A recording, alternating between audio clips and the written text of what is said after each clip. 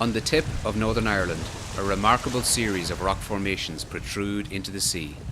40,000 perfect hexagonal columns reside on a short stretch of coast. This is the Giant's Causeway.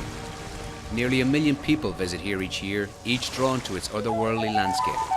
You can understand why the Irish once believed it had supernatural origins. Because folklore has it, a giant lived here. The legendary Finn McCool happily resided with his wife Una on the cliffs high above the coast. But trouble brewed just to the north. It was the Scottish giant, Benandonner. So Finn built the causeway one stepping stone at a time, and when he finished the long pathway, he confidently strode out across the sea to defend Ireland and defeat Benandonner. But one glimpse at the Scottish giant stopped Finn in his tracks.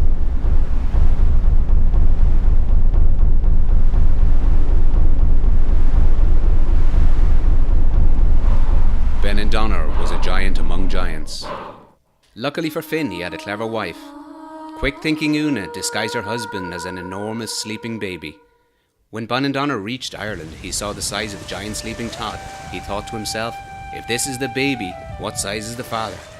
Benandonner didn't stay to find out. He made a hasty retreat back to Scotland, never to be seen again. A giant of sorts was responsible for the causeway's formation. It's actually the remnants of an ancient volcanic eruption that occurred 60 million years ago. Lava ruptured from the seething giant volcano, boiling and crackling its way to 2,000 degrees. Eventually, the lava's blaze tapered and cooled, but at a glacially slow pace as decades and centuries passed by. As the rock hardened and contracted during this epically long cool, hexagonal fractures formed on its surface like cracks in drying mud. Seawater seeped into the crannies, opening long vertical fissures that travel down the rock's length, forming the distinctive columns. The sections of lava that cool the quickest have the shortest columns. The tall columns cool slowly, with the tallest taking over 100 years to solidify their way into being.